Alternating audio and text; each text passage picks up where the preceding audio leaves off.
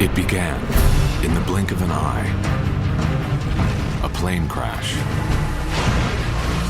A group of survivors. I'm Kate. Jack. An island of mystery. This place is different. The scope of it seemed epic. Come on, Freckles. Don't we deserve something good? I was blown away by it. Where are you? This was something that hadn't been done before in terms of primetime TV. We're not alone. You could tell it was going to be cool. As the story of the oceanic survivors began to unfold, Lost became a phenomenon. The pilot really blasted off. And captured the imagination of audiences around the world. Guys, where are we? When however many million people watched it, I thought this looks like it might do all right. It took me by surprise. We were changing the face of American television. We're here. It seemed to use the medium of television I think there's something dead! in a truly creative way. I don't know of another scripted show that has had as much impact on the culture. Help me now! Variety, mystery, the big question, international casting, the unbelievably scenic backdrop. It's a tale of survival. Of redemption. Nothing in my life has ever felt so right. Of faith. Why did you do this to me? But at its core, Lost is a story about a group of people We can't live together. We're gonna die alone. whom we've come to know and love I love you, Benny. over the past 6 seasons. Why do you find it so hard to believe? Why do you find it so easy? It's never been easy. Tonight, before the final chapter comes to a close, What does he want? I don't know, Jack! we're taking a look back to remember how they loved They were all talking about, the chemistry there. and lost, I was pretty moved. I actually got kind of emotional. how they fought I like beer! and died. It affected everyone a lot more than we expected. The cast of Lost joins producers Damon Lindelof and Carlton Cuse to share their experiences. In breaking all these rules, that was what made Lost special. This only happens to somebody once in a lifetime if they're lucky. It's changed my life. And celebrate the story that captured our hearts, You have to go. I won't leave you. challenged our minds, and touched our lives.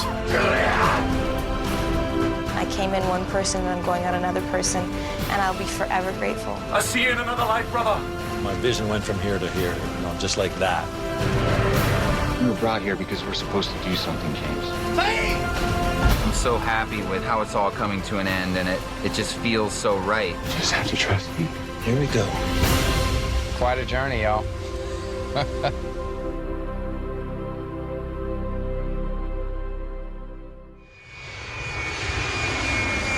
This journey began in Sydney, Australia, where a group of passengers boarded Oceanic Flight 815 bound for Los Angeles. Strangers, but with something in common. They were all flawed and facing their struggles alone. But what they would experience together would change them forever. The story that started 6 years ago concludes tonight. So let us go back to the beginning, where the television drama that became a worldwide phenomenon began. I decided to go out on auditions during a pilot season. I figured if anything, I'd get, a nice little Hawaiian vacation out of doing the pilot. Then when I saw the script, it seemed really ambitious to me. I thought it was one of the best pieces of material that I'd ever read. I knew that it was something unusual just because of the collective intelligence of the people in the room, probably. First thing that stood out was the scope of it. It seemed epic. I really got a sense that it would afford a lot of opportunity to explore human nature. Don't worry.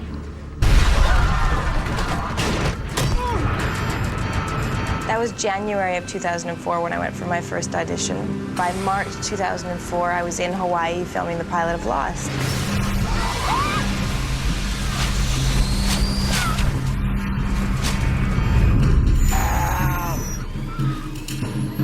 On September 22nd, 2004, Lost premiered in the U.S., and over 18 million viewers were captivated. The pilot was such a great experience. I mean, it was insane, just going to that beach every day. I'm having contractions. How many months pregnant are you? Getting to know everybody for the first time and just trying to figure out everyone's relationships and their characters. Hey! What's your name? Jack! It looked like a movie to me. If this was going to be something that hadn't been done before in terms of network, primetime TV, it was a brilliant way to start. You'd think they would have come by now. I thought it was extraordinary.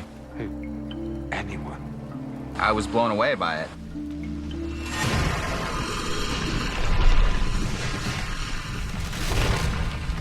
Did anybody see that? Yeah.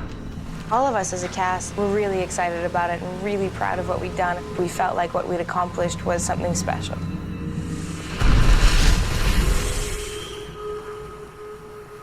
Terrific. The show's ambitious production style immediately set it apart. When Jack, Kate, and Charlie went to find the cockpit, that was the first stuff we ever filmed when we got to Hawaii. You all, everybody! You never heard that song? I've heard it, I just don't know what the That's hell. us. Drive Shaft. Look, the ring. Second tour of Finland. We got to keep moving. And to see that come to life was pretty impressive.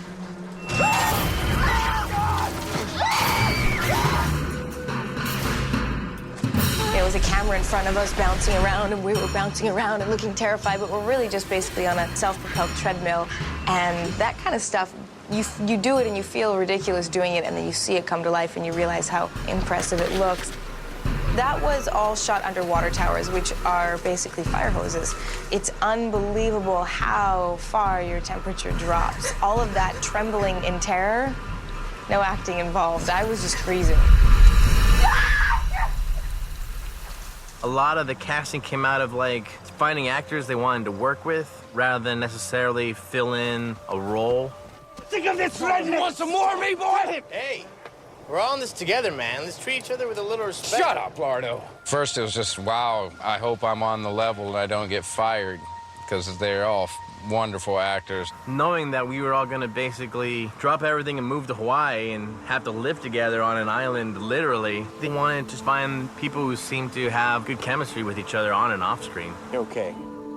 I like you. You're okay, too. I grew to have such an appreciation for the diversity in these characters because it really added such perspective to the show, and I feel like made it a show that the world could relate to. Right there, that's a kick! Hey!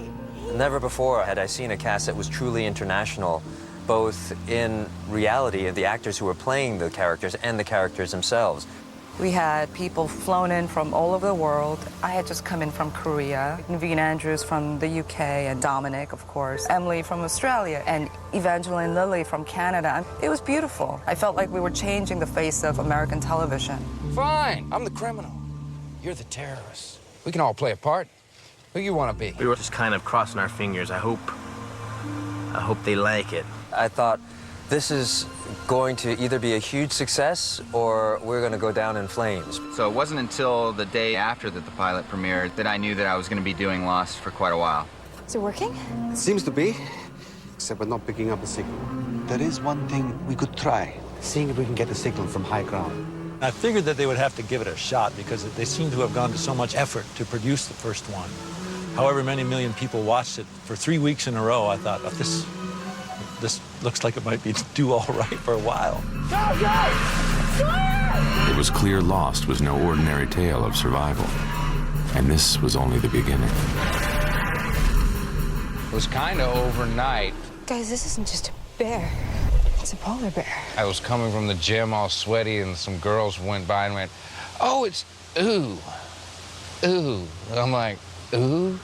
Wow, I guess I can't go out in public like fresh from the gym anymore, you know? You have to be presentable. Hey! We've got a bomb! Mayday, mayday! It's rare for something to be critically acclaimed and, I guess, acclaimed by the public. It's a distress call. I think it was at that point that I thought, well, this is turning into something that I couldn't really have predicted. It's been playing over and over for 16 years. Guys, where are we? So your husband, was he on the flight? Oh, no, I'm not married. He needs men, right?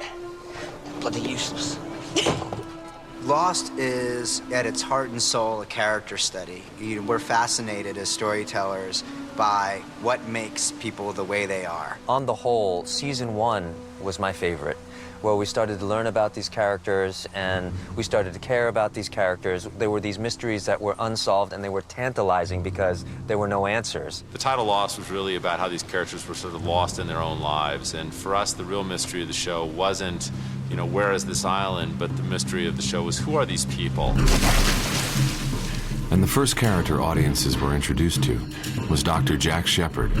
These characters, amidst this plane crash, see this man and sort of activated by his desire to save people. Listen to me. Look at me. You're gonna be okay. Do you understand me? But you have to sit absolutely still.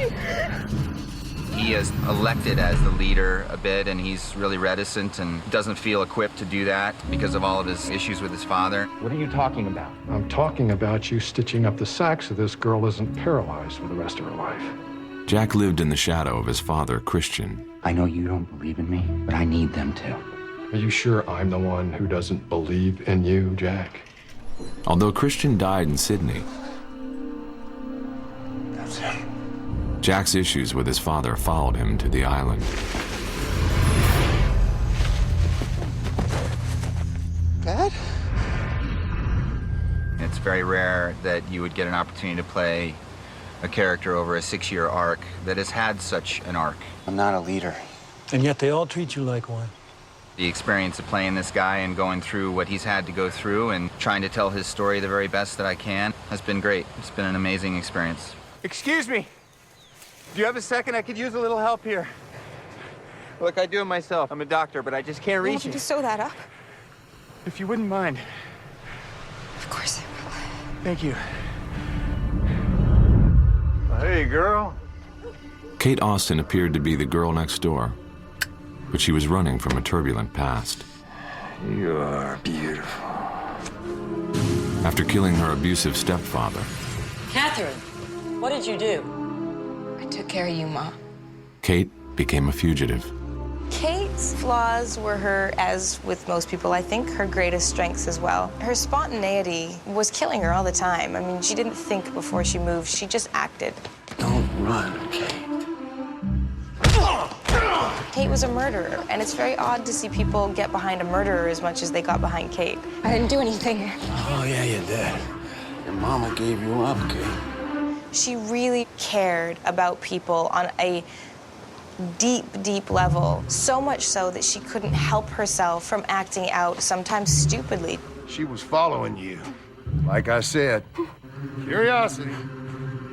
But they were always driven by this really big heart that she has that just desperately wanted to see things be right and good. I was just trying to help Jack. And I think that people sympathize with that. I want to tell you what I did. It doesn't matter, Kate. We should all be able to start over. And I think that's what makes you love her, too. What do you want for the inhalers? What do I want? Kiss ought to do it. What? Kiss. From you right now. Nice, huh? For me, I would love to be Sawyer Because I'm in love with Sawyer, and I like to take off my shirt and look at myself in the mirror. How about you come a little closer? Warm me up. You sure know how to make a girl feel special, Sawyer.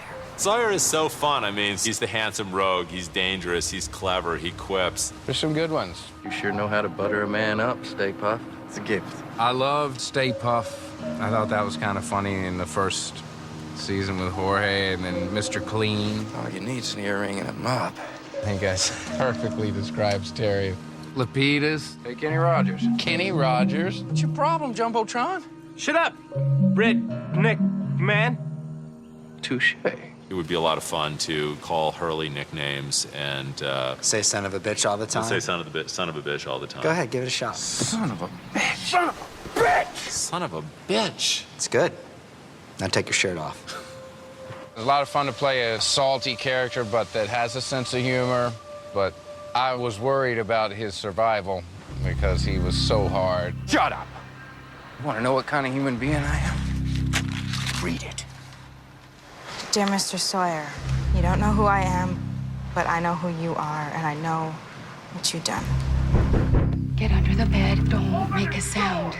As a young boy, James Ford witnessed his parents' murder-suicide. Brought on when a man called Sawyer made off with everything they had. Revenge became his life's purpose, and he took on the identity of the man he sought. This letter wasn't written to you. You wrote this letter. I think that was a major moment, him being found out, you know, what his kind of dark secret is, really put a chink in his armor and allowed his humanity to seep out of that. I think you've never actually tortured anybody in your life. Unfortunately for us both, you're wrong. I was a military communications officer. I fought in the Gulf War. Who are you, Air Force? Army? The Republican Guard. Saeed Jarrah battled with a dark past. Guess you have a new skill set you can use. It immediately spikes your interest. And then you think, you know, is this a gimmick? Why are they doing this? Is this person going to be a human being as opposed to some kind of symbol or something, shall we say, less attractive? Noor Abed Jassim. I'm going to ask you some questions. Nobody calls me Noor. Saeed. What was unusual was that this character was a romantic. This isn't a game, Nadia. Yet you keep playing it, Saeed. Somewhere, there's this part of him that is pure, that will allow him to find some kind of redemption. One of the greatest things about this show is that the writers were smart enough to show us a stereotype and then flip it on its head. Last week, most of us were strangers. People of different countries, of different races, of obviously different genders, are trying to figure out how to build a society. But we're all here now, and God knows how long we're gonna be here. At its core, it still is a story that asks the question, can we all get along? But if we can't live together, we're gonna die alone.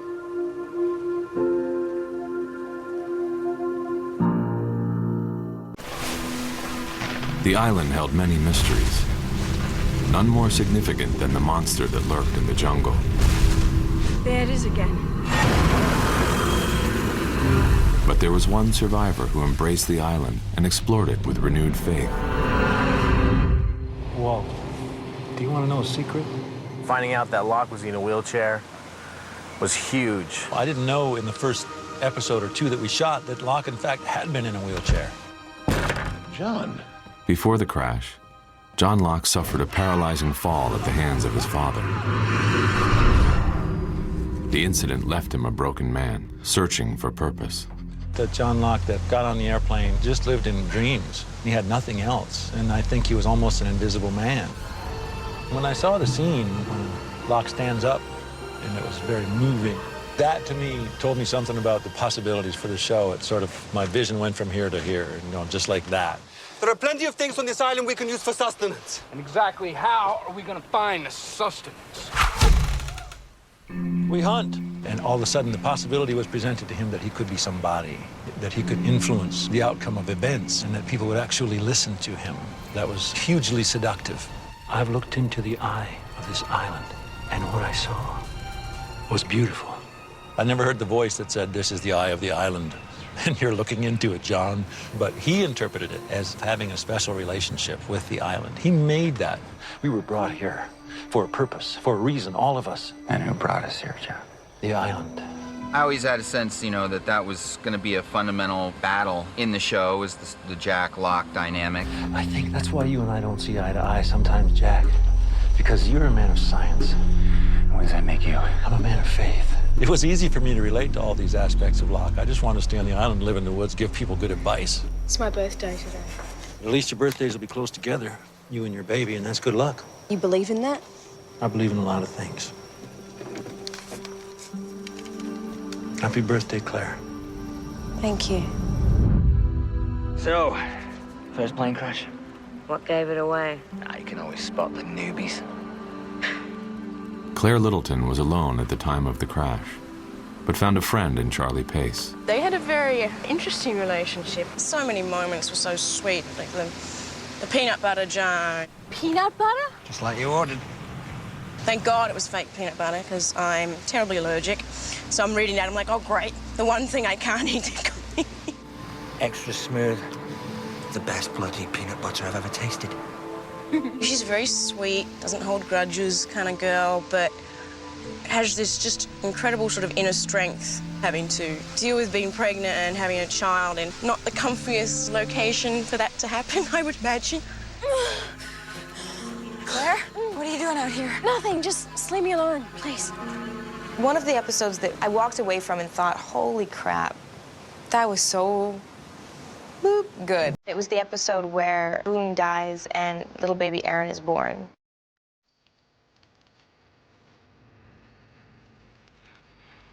Ready? One more.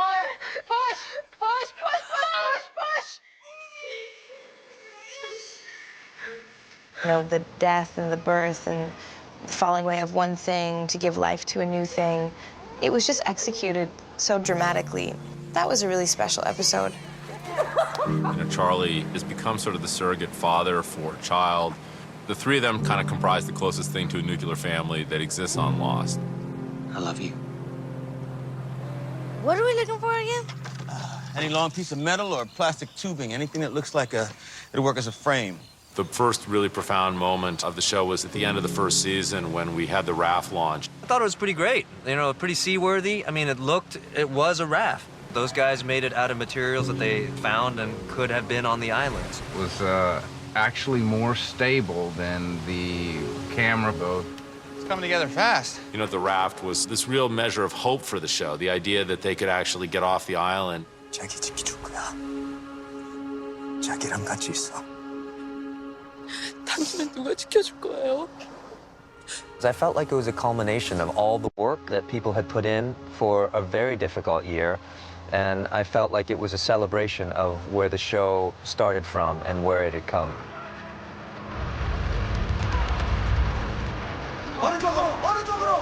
It's one of those moments where you really understand that making a television series is an incredibly collaborative effort. Go, go, go! It's about literally 300 people doing something in unison.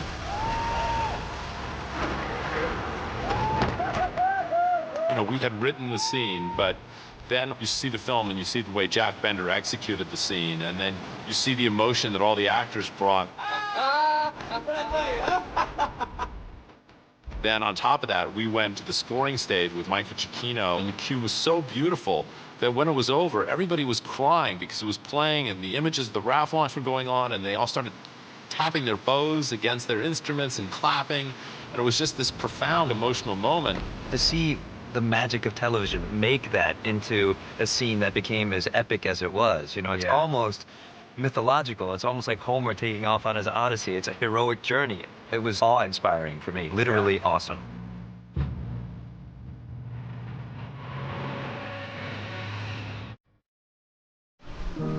The story of Lost required a unique backdrop where its dramatic tale of survival and mystery could unfold. The island of Oahu in Hawaii proved to be the ultimate location. When I got this job, I said, honey, we're going to Hawaii. She said, where is that? And we looked on the map, and we looked at the Pacific and thought, geez, that's it? That's in the middle of nowhere. Hawaii's been amazing. It's a perfect set for our show. That's your island. I really enjoyed that. So much of the show is shot outdoors. It has incredible mountains. The weather can be beautiful, but it can turn. You can have incredible rain. Storm's about to pass, Hugo. The sea can be treacherous. It can be really, really tough. You're in mud up to your ankles, or you just spend a ton of time in the sun, and, you know, the crew has just been absolutely amazing. I mean, there have been days where I just don't know how the equipment gets in and how the equipment gets out. It's not easy, but it's worth it. Beautiful, isn't it? No matter how much time you spend on the island, you just never get tired of this view. This landscape is a character in the show. I don't know when I'll ever work in as magical an environment as I have done here on Oahu.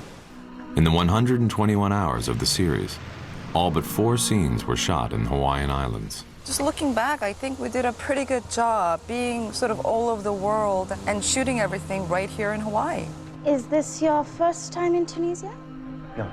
From the acting point of view, that kind of production design is, like, to me, 75% of the battle. Welcome to Iowa. And the fact that they managed to do it here, you know, in downtown Honolulu, to create Germany, you know, Eastern Europe, the mind boggles.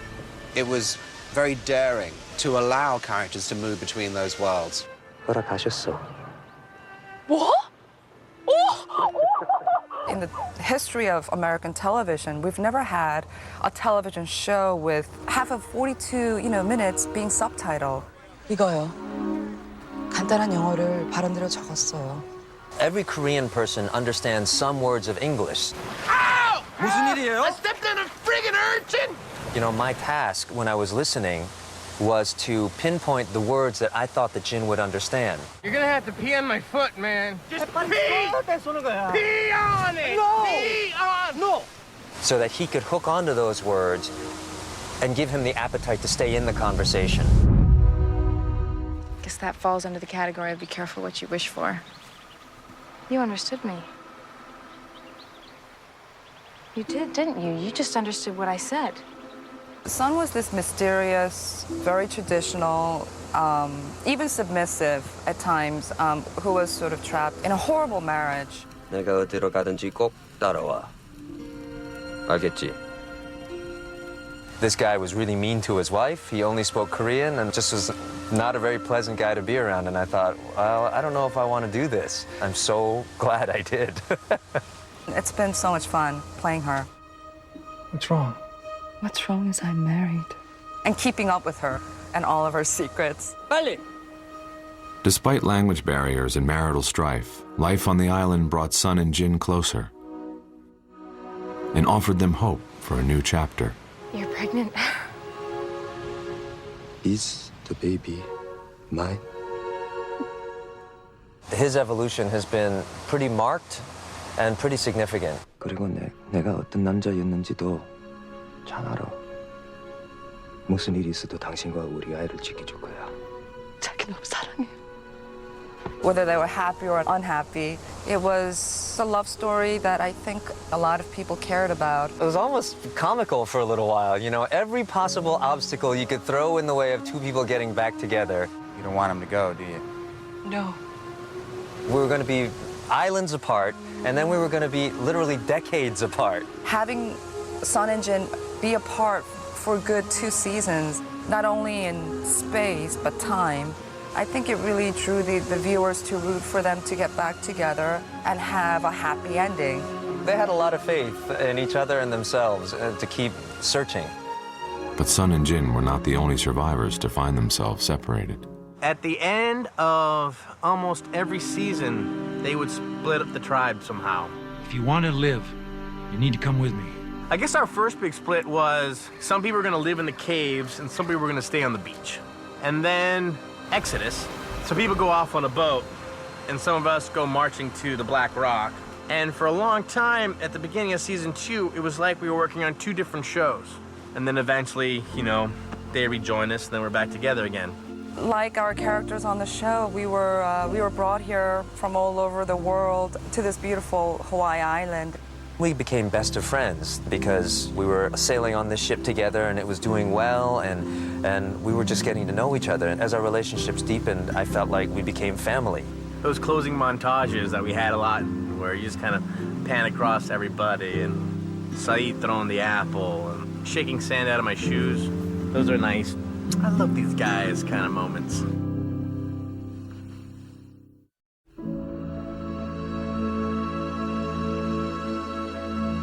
I'm probably most intrigued by faith. I like being on a show that just talks about faith as a general idea, about just really, really believing in something, about having heart enough to step forward physically in faith. Why do you find it so hard to believe? Why do you find it so easy? It's never been easy! Locke said, I'm a man of faith, you're a man of science. I always thought he was a man that was desperately seeking faith, not that he had faith. I think what drove him was the need for it. If he could simply find something to connect to, something to hold on to. And I think that's what he was always after. Locke's desire for connection was never more evident than when he found a hatch in the ground and believed it held all the answers. I've done everything you wanted me to do, so why did you do this to me? When the light bulb went on in the hatch, I just thought that was brilliant, actually. You had this whole build-up as to what is this hatch, and then a light bulb goes on and somebody walking around down there.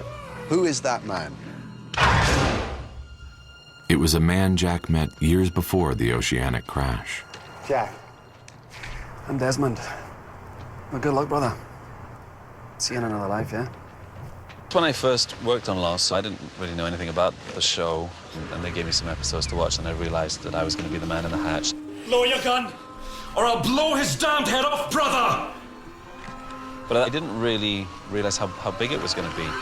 You. That the show had sort of taken off around the world. You're gonna take his word for it. His word is all we have, Jack. You don't have to take my word for it. Watch the film. The Hatch was one of many research stations built by the Dharma Initiative, a group of scientists who came to the island in the 1970s to study its unique properties. Electromagnetic fluctuations. Now then, Desmond was charged with pushing a button every 108 minutes to keep a massive amount of electromagnetic energy contained. You don't really see very much of him. You know, you don't know everything about him, which always makes him more attractive, I think. Desmond's a very interesting character within the world of Lost. I mean, he's the constant. Desmond was also the reason for the oceanic crash. He neglected to enter the code in the computer, just as Flight 815 was passing over the island. So when Locke chose to stop pushing the button, Desmond knew the situation was serious. you killed us all. What I like about Desmond is that he always seems to be doing the best he can to do what he thinks is the right thing. Desmond turned a fail-safe key to destroy the hatch and prevent a global catastrophe. He survived the ordeal. Whoa, dude. I woke up in the jungle like this. Like the hatch blew off your underwear. Yeah, it was a lot of fun working in those early days, and we've come a long way with the character of Desmond. Hey! Over here! The survivors soon met another man in the jungle. My name is Henry Gale.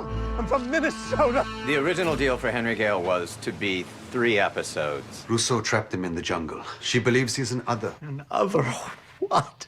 This mysterious man was presumed to be one of the others, the island's original inhabitants, who often clashed with the oceanic survivors. You don't always know exactly how to play a role when you come in as a guest player. Of course, if I was one of them, these people that you seem to think are your enemies. But this one I had an instinct for. I knew kind of what to do with it right off the bat. I'd draw them out to a real secluded place. And when your friends got there, a bunch of my people would be waiting for them. And then they'd use them to trade for me. I guess it's a good thing I'm not one of them, huh? You guys got any milk? As it turned out, Henry was one of them. My name is Benjamin Linus, and I've lived on this island all my life. Benjamin Linus was the leader of the others, and he would do anything in his power to protect the island. Well, what's fun to play with Benjamin Linus is the uncertain middle. You're not gonna shake? I get to be a vulnerable character. Come, unless you hear my voice, in 1 minute, shoot all 3 of them. But I also get to be sometimes quite ruthless and cold. So sorry, Jack.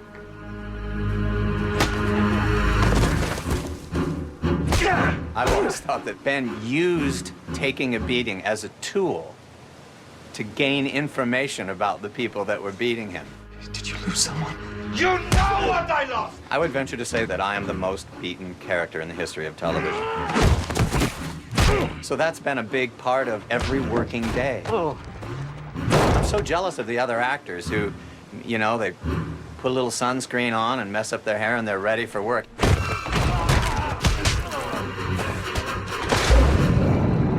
I always have to come in early to get these cuts and bruises and wounds and stuff put on me.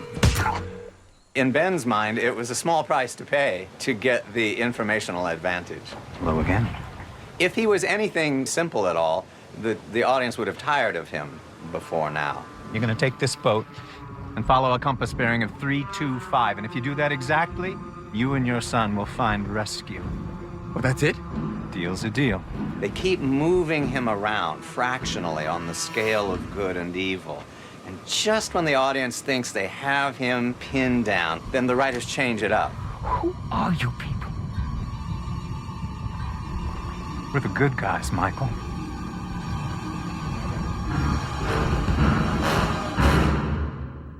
Over the course of 6 seasons, Lost has garnered millions of devoted fans around the world.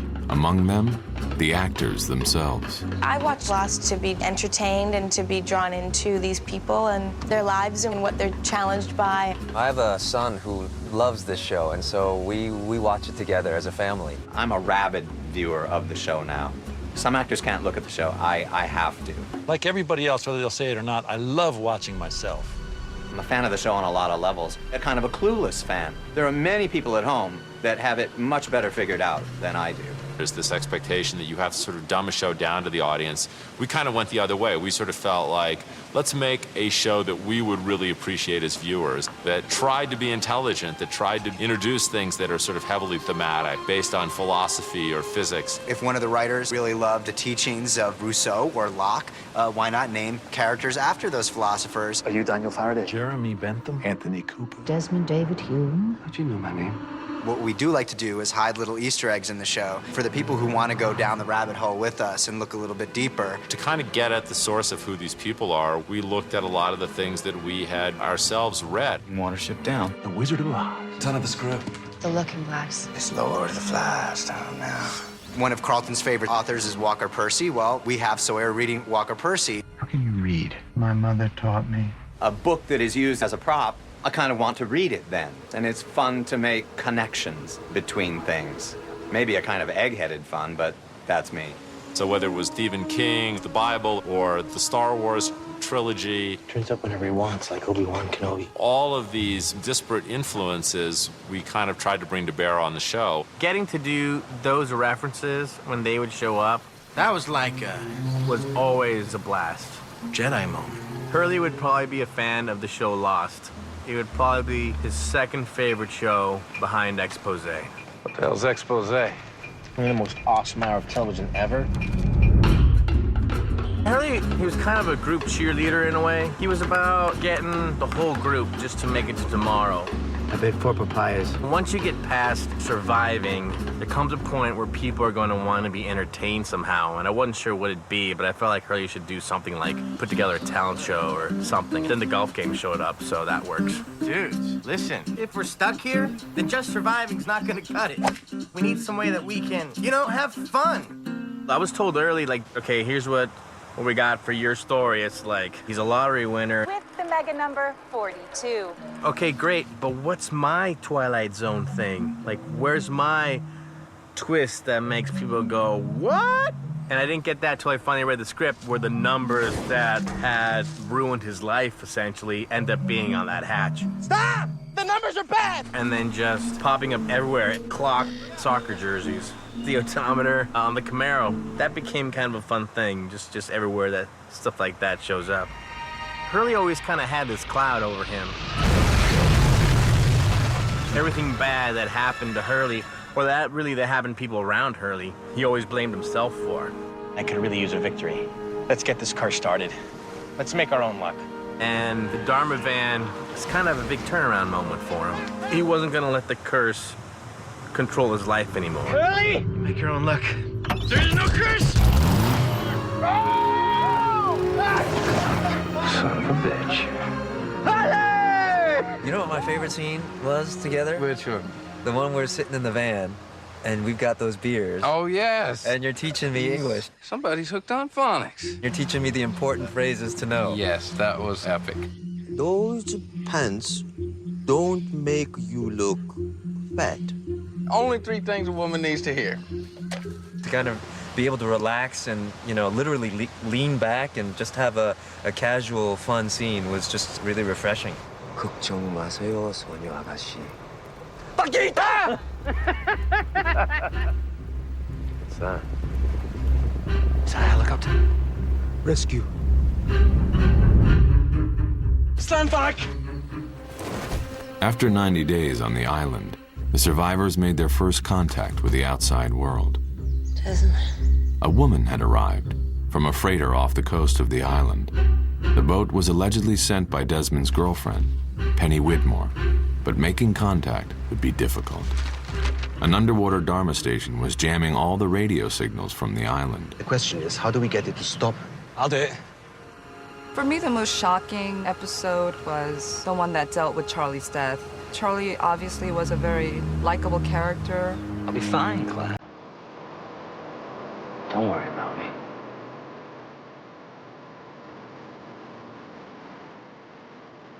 Felt like they'd known each other a lot longer. It just evolved into something that was just perfect. And now, really sad. Charlie went down to the underwater station and turned off the jamming signal, giving his friends a chance to call for help. This is Penelope Whitmore. How did you get this frequency? Desmond! Did you just say Desmond? Yeah. Hey, are you on the boat? What boat? I'm not on a boat. One of the hardest things for us to do as storytellers on Lost is to kill characters. Because in many ways, these characters are friends. Charlie! When we killed off Charlie in the season 3 finale, it was something that we deliberated over for a very long time. How he died was just so moving, and I have to say I was crying my eyes out when I saw Charlie drown. It really hit home because everybody loved him. It affected everyone a lot more than we expected, maybe, too. When we actually went into the editing room, the moment when Charlie actually dies was this profoundly upsetting thing. It felt like losing a loved one, even though it was just pretend. What is it? Charlie just got us rescued. With the signal cleared, the call for help was finally answered. I'm one of the survivors of Oceanic Flight 815. Can you get a fix on our location? Hell yeah, we can.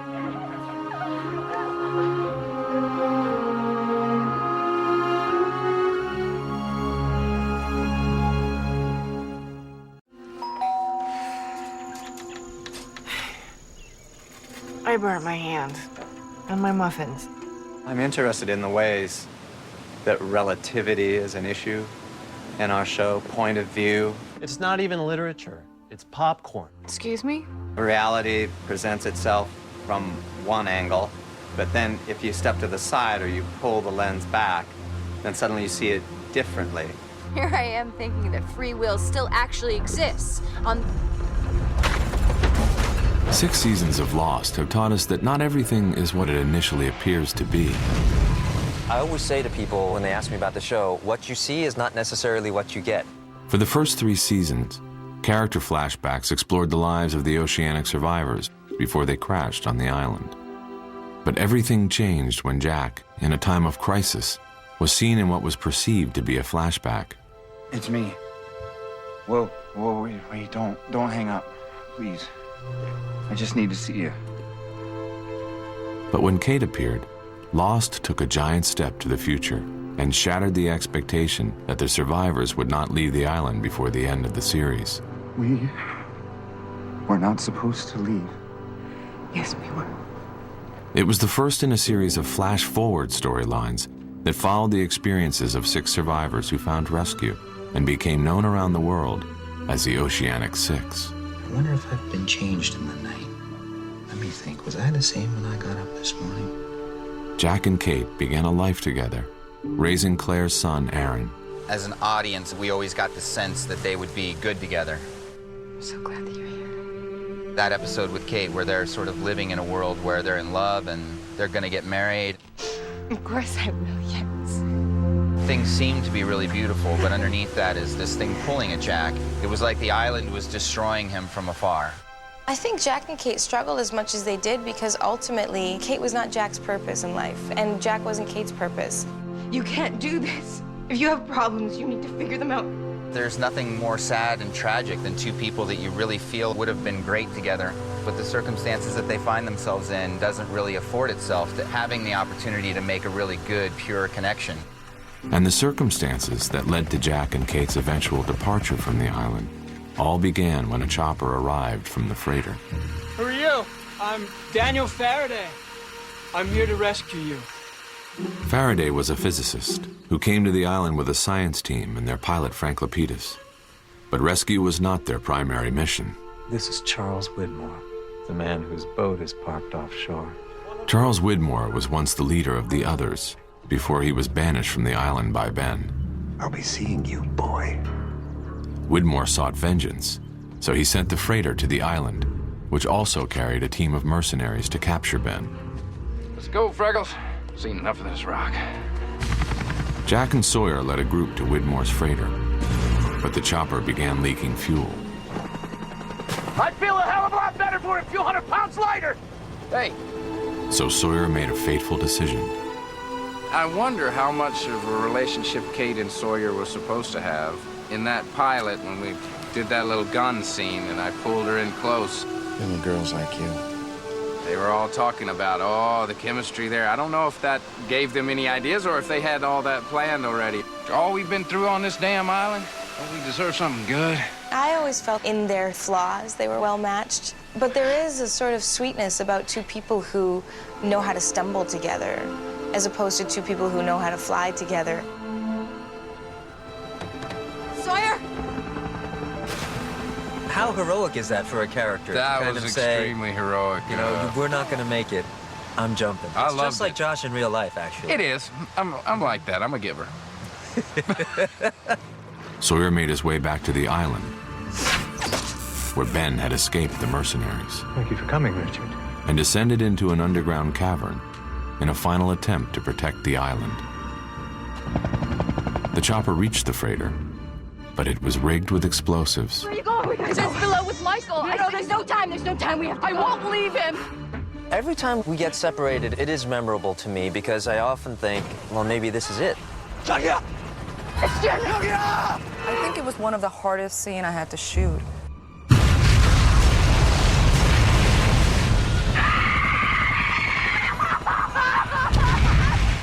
My hands were shaking.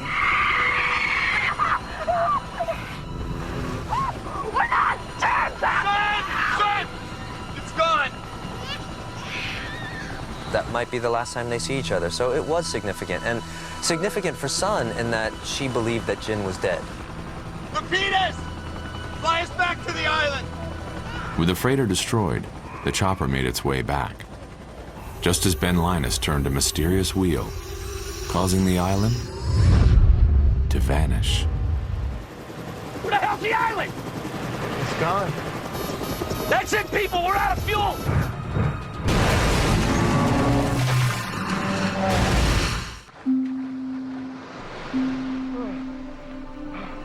What are you doing here? Decided to take a dip. But I hope Lost is mainly remembered as a character-driven show. But you're celebrating. I'm not celebrating. That dealt with human issues. At our boat. It was. That really opened your mind to different perspectives that you haven't thought of before. I have a sneaking suspicion that it might stand alone. I wouldn't be surprised if you look back on it, 10, 15, 20 years from now and say that was kind of a one-time thing. Hello, John. Welcome home. In terms of creating a world you can escape it, escapist television, I don't think it gets any better than this.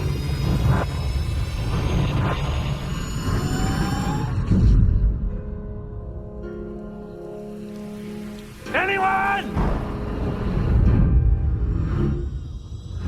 When Benjamin Linus turned the wheel to move the island,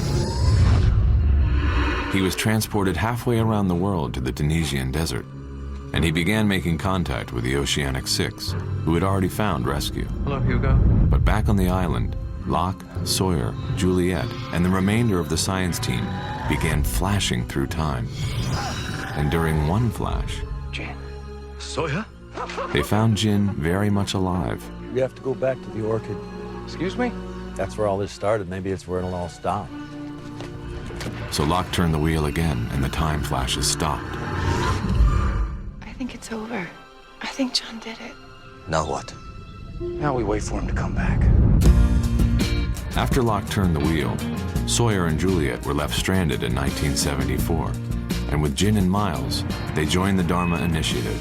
That potato sack of a jumpsuit was hilarious, man. You come put that on every day, you're like, wow, all right. I think Dan had the big sideburns. I liked it. It was funny to be 70s. Hey, boss. Evening, Edith.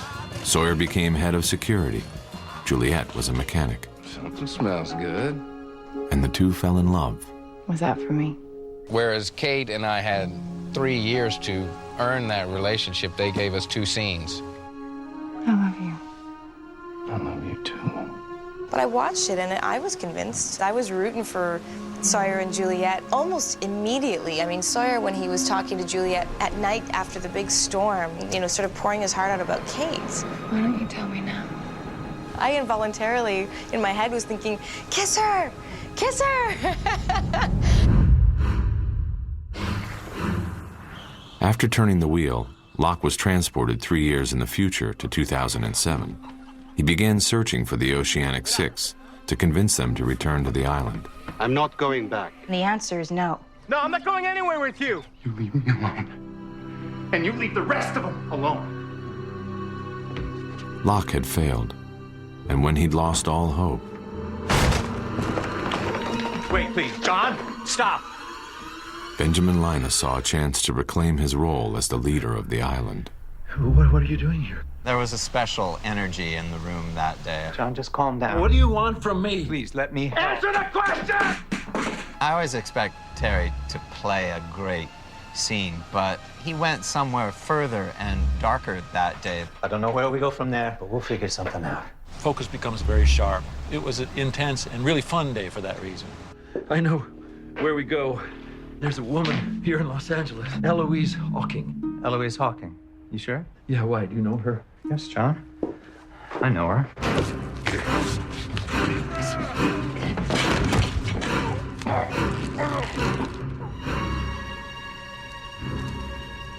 I'll miss you, John. I really will. I would say it was the most intense day's work I ever did in front of the camera. The news of Locke's death profoundly affected Jack, and was the catalyst in his decision to return to the island.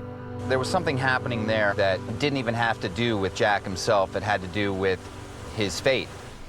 That whole battle with him and Locke and what he's meant to do, he cannot let go of the notion that he has free will, and at the same time it's destroying him. And he said that I had to come back. All of you have to go back. We're gonna have to bring him too. Jack and Ben both wanted to return to the island, so they found a way. Nigeria Airways, Flight 316. The Oceanic Six began their journey back.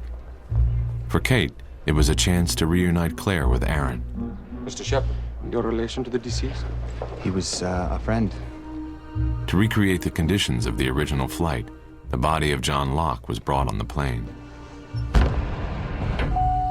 High over the Pacific, a series of flashes swept through the plane.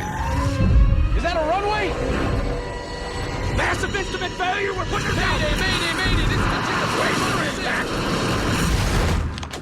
is Lapidus, Sun, and Ben landed on the island in present-day 2007. Frank? Where'd they go? They're gone. But Jack, Kate, Hurley, and Saeed returned to the island 30 years earlier, in 1977. Jin? And were reunited with Jin and Sawyer. I can't believe it! So what's up with you guys in the old Dharma jumpsuits? We're in the Dharma Initiative. It's 1977. Everybody say Namaste. Namaste. Sawyer ushered his friends into Dharma society. And don't forget to try the dipping sauces. They really bring out the ham. Daniel Faraday was also a member of the 1970s Dharma Initiative. Hey, James. And he spent his days trying to find a way to prevent the crash of Oceanic 815 from ever happening. The Dharma folks at the Swan Work site, they're gonna drill into the ground and accidentally tap into a massive pocket of energy. Daniel Faraday says if we can detonate a hydrogen bomb, this massive amount of electromagnetic energy that hatch is being built to study will be negated. And that hatch will never be built, and your plane will land just like it's supposed to. His idea inspired Jack, and when Faraday was killed, Jack carried out the mission. And they think that the bomb it's like a reset button. Passengers of Flight 815 will be back on the plane. They'll be flying to Los Angeles from Sydney, and their lives will go on as though there never was a plane crash. But the bomb did not detonate. This don't look like LAX. And a surge of electromagnetic energy had Juliet trapped. Where do you think you're going, Blondie? That was quite a scene and a great experience to film. Don't you leave me. It's okay. Don't you leave me. Tough stuff. but it was rewarding. I love you, James. No! I love you so much. No! No, no, let go! Juliet! I feel like it rounded out and really honored that relationship we had, or the love that we shared as characters. Juliet survived the fall and finished what they'd started. Come on! Come on! Come on, you son of a bitch!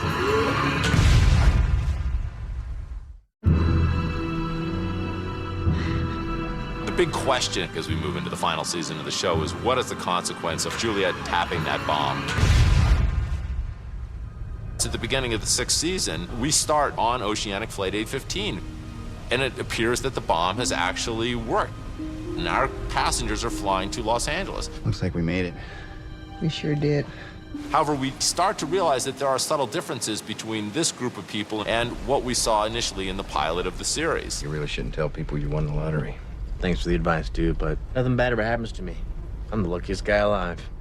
On Lost, we've had flashbacks, and then we had flash forward, and now in the final season of the show, we have these things called flash sideways. Something wrong? No, you just... Do I know you from somewhere? I'm not sure. For so long, these people's stories have basically been governed by this idea that the island is pulling them to it. We wanted to tell stories for a very specific reason this year, where the island was not in play. This time around, the island is sunk. It is now on the bottom of the ocean. And so the passengers of Flight 815 are flying to Los Angeles from Sydney as though there never was a plane crash. When we actually saw the plane land safely in LAX, I was just like, it was very emotional. Walking off the plane was so significant. Wow, they made it. And our brains are telling us, okay, how did this happen? Did it happen because the A-bomb went off and it actually sunk the island, or is there something else going on here? Hello? Then, shortly after that, we see our characters are on the island, and they've detonated the bomb, and it didn't work. No. They get jumped to what we call island present, but they are still stuck on the island. It was right back where we started. I'm sorry. I thought it would work. Well, it did. So the audience is left trying to reconcile how is it that we can be watching one story in which our characters are on the island and they're in a state of deep misery. You did this. And we're also watching a story in which our characters are landing in Los Angeles, getting off the plane. And so we as an audience are wondering, why do these differences exist? Thank you so much. In the Sideways timeline, Jack is a doctor, but is also father to a teenage son. Good luck, Dad. Thanks. Kate is still a fugitive, but claims she is innocent and quickly makes her escape. Put your damn clothes on, Jim. Got it, partner. Sawyer is a cop, but struggles with the same dark past. Hurley is a lottery winner, and good fortune follows him wherever he goes. Everybody loves Ugo. But he's unlucky in love. I'm too busy to meet someone. No marry. Sun and Jin are not married, yet carry on a secret love affair. 우리 도망가요. Try to relax. Claire is pregnant and struggling with a decision to give up her baby. Saeed is haunted by his troubled past. He is still in love with Nadia, but she's married to his brother. Locke is happily engaged to his girlfriend Helen. You are a very sweet man. These stories are about something else. You know, can they find each other again? Can they impact each other's lives? Would they ever have met if the island hadn't intervened in some way? Jack Shepard. I'm John Locke. It's nice to meet you, John. Nice to meet you, too. On the island, Locke never told Jack that he was in a wheelchair. Jack just so happens to be a spinal surgeon. Surgery isn't going to do anything to help me. My condition is irreversible. Nothing's irreversible. These strangers began to impact each other's lives. We were on the same flight, Sydney. Although Kate was clearly on the wrong side of the law. Ladies first. Thanks. Take care. Sawyer let her get away. Go! I said go. What are you doing? She encountered Claire, and the two formed an unexpected bond. It's really cool having these moments with somebody that you really know nothing about, but you just immediately trust, and you don't even know why.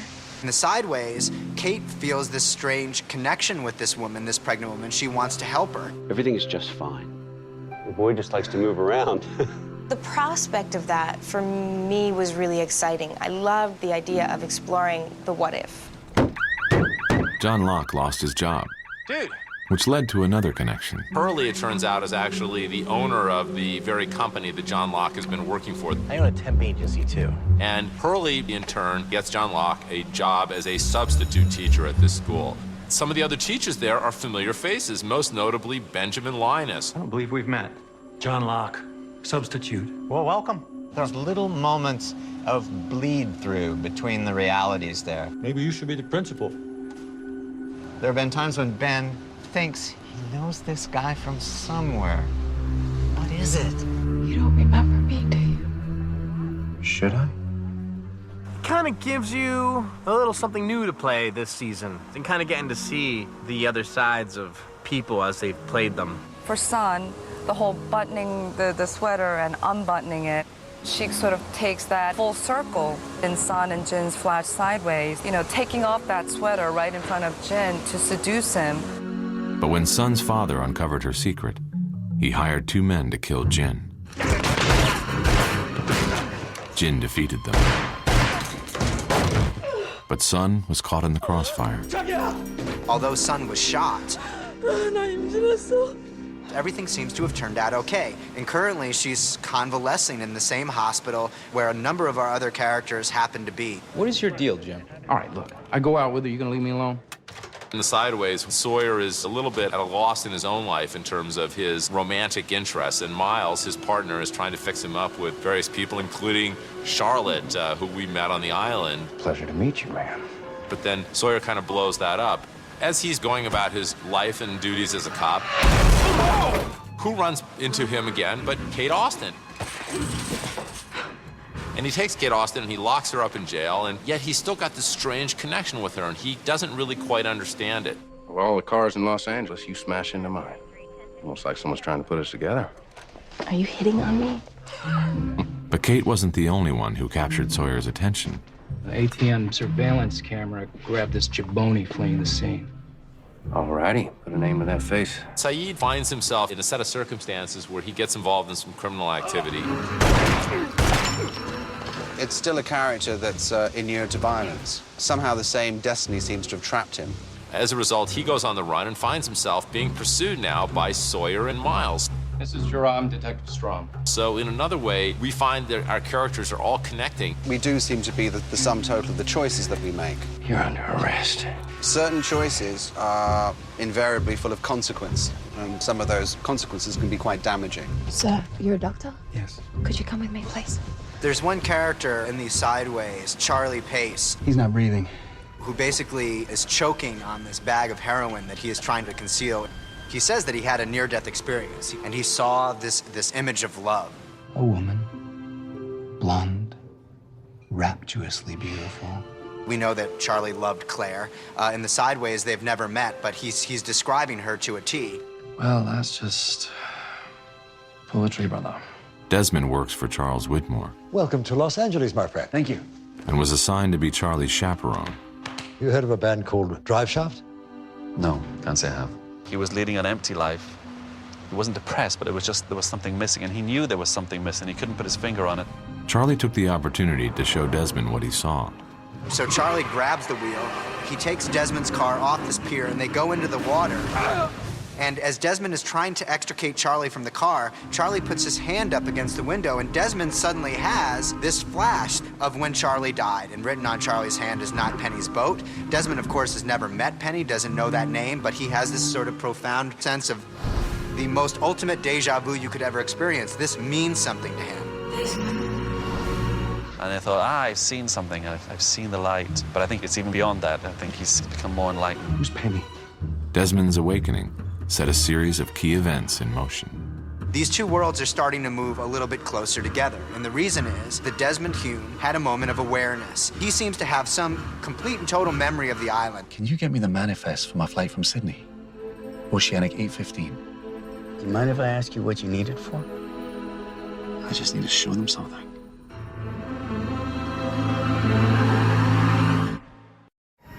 During the final season of Lost,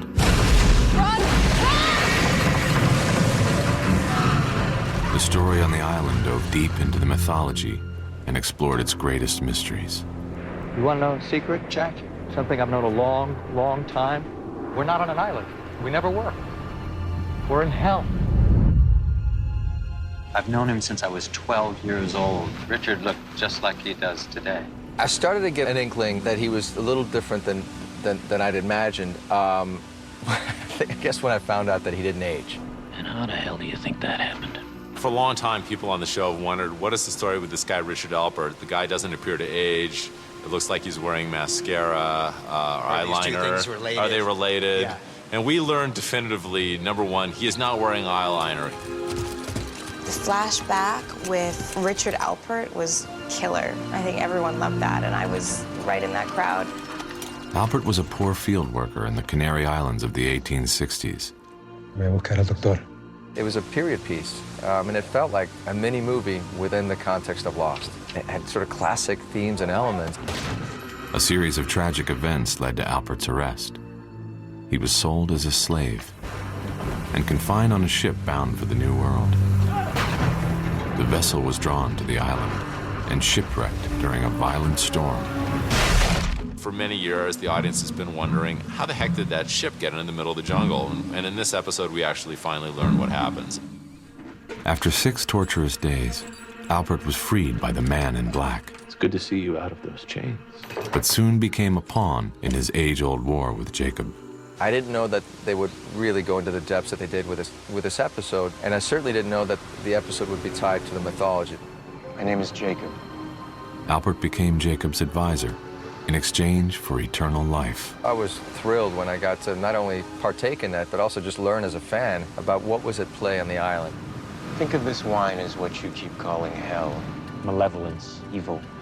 Cork is this island. And it's the only thing keeping the darkness where it belongs.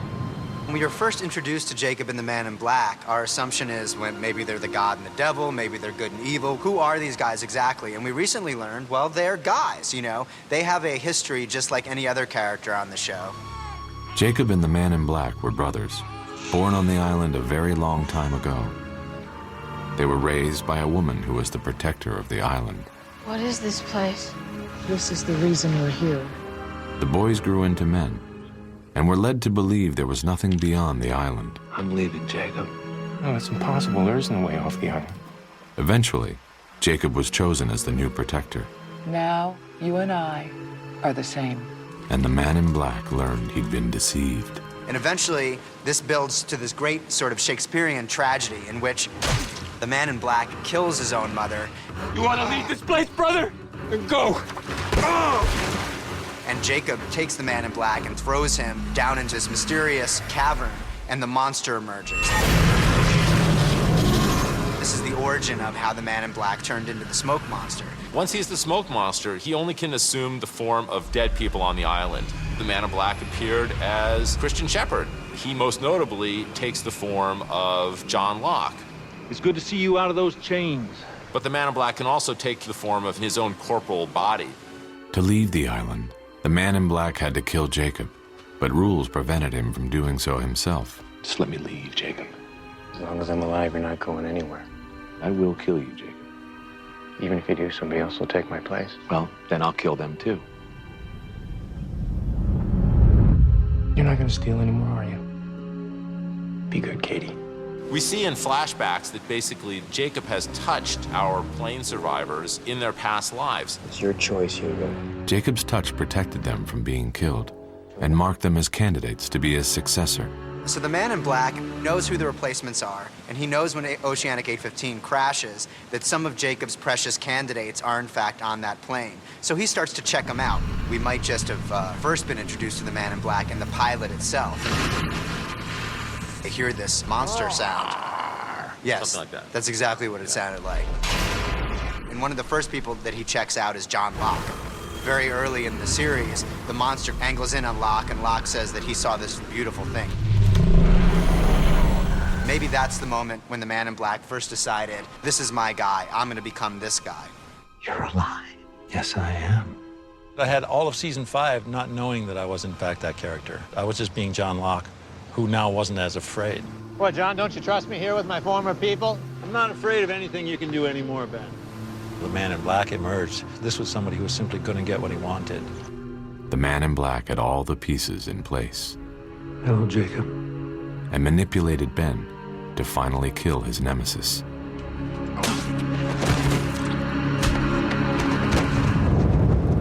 So now he's executed this plan. It's time for phase 2, which is, in order for the man in black to leave the island, all of Jacob's candidates have to be dead. Ford, you're a candidate. Candidate for what? Become the new Jacob and protect the island. And we learned that Jack is a candidate, Hurley was a candidate, John Locke was a candidate before he died. Right, when you die, you're no longer a candidate. You have to have a press conference and everything. Quan is one of them. Does that mean me or son? Well, Jin, I'm not sure. But what it does mean is that the only way we can leave the island is if all the names that haven't been crossed off go together. Man in Black is attempting to manipulate our candidates, and he is trying to put them in a situation where he can kill them. The man in black recruited Claire and Saeed. He tried to kill Desmond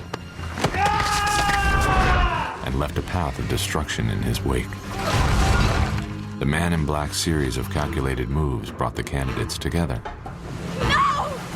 You're leaving us! No, trust me. You don't want to be on that sub. They get on the submarine and they think that they're free, but all of a sudden they discover in this backpack is this bomb. If I don't pull these wires, Locke's gonna blow us to Kingdom. No, he's not! Locke can't kill us. What? What if he's trying to get us to kill each other? Stay out of my way, Doc. The timer accelerated, so Saeed sacrificed himself. But the explosion left Sun trapped. Jin, go! No! Go! I'll get her free! No! We can do this! Just go! Say Sawyer! The fact that Jin decides to stay with Sun, it was just a very heroic, romantic, ending for Sun and Jin. You have to go. I won't leave you. I just never expected for them to keep us apart for so long, and only to have us come together and sort of be united in our death. I love you, son. I love you. His one priority in life was his wife. For that, ultimately, he did sacrifice himself. And that, to me, is as noble an end as anyone could hope for. What did he tell me?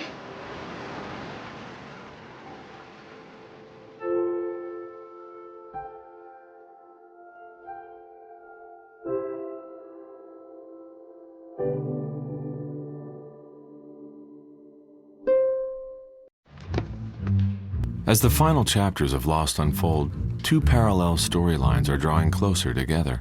Were you on Oceanic Flight A15? Yeah. So was I.